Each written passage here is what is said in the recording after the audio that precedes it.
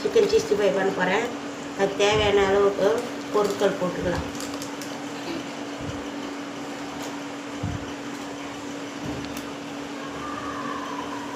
வெறும் மிளகாத்தூள் 2 ஸ்பூனு, தயிர் எடுத்துன்னு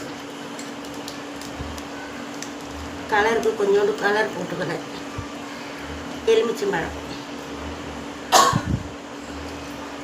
ஒரு அரை எலுமிச்சம்பழம் எடுத்து வச்சுருக்கேன், அதை போட்டுக்கலாம். தயிர் கொஞ்சம் சேர்த்துக்கிறோங்க.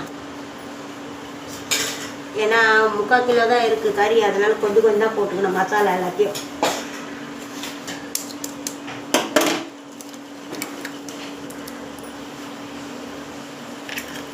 அளவுக்கு சால்ட்டுமா, அவ்வளோதான். நல்லா பிசைஞ்சு வச்சுட்டு ஒரு அரை மணி நேரம் கழித்து நம்ம எண்ணெயில் போட்டு வறுத்து எடுப்போம். நல்லா ஊறினா தான் நல்லாயிருக்கும் சாப்பிட்றதுக்கு. எண்ணெயில் போட்டால் மசாலா பிரிஞ்சு வராது. அதனால் நான் முட்டையெல்லாம் சேர்த்துருக்கேன். நீங்களும் ட்ரை பண்ணி பாருங்கள். இதை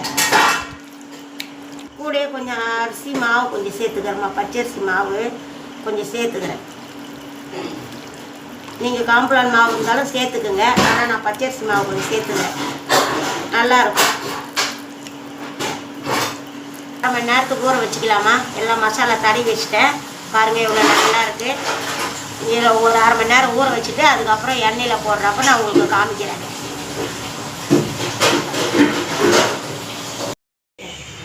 சிக்கன் 65 மசாலா போட போகிறோம்மா. நம்ம இப்போ சிக்கன் வறுக்க போகிறோம். எண்ணெய் ஊற்றி வச்சுருக்கேன். இப்போ வாங்க வறுத்துடலாம். போதும், சிக்கன் வறுக்கிறேன் பாருங்கள்.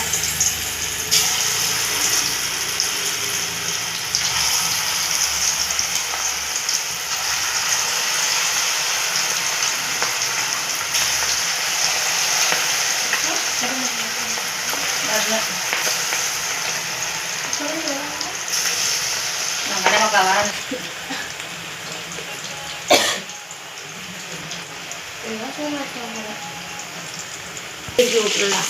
நல்லா வெந்து வந்துடுச்சு. இந்த பக்கம் திருப்பி விட்டுடு, நம்ம அப்புறம் எடுத்துடுவோம்.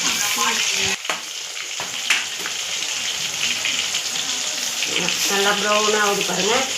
இந்த மாதிரி ஆகுறப்போ நல்லா திருப்பி விட்டுருவோம். பாருங்கள், மசாலாலாம் எதுவும் பிரிஞ்சே வரல பாருங்கள். நான் போட்ட மசாலா சிக்கனே இருக்குது பாருங்கள்.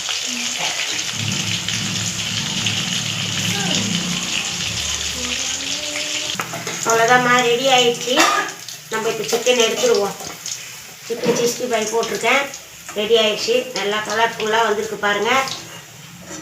அவ்வளோதான், சிம்பிளாக ரெடி.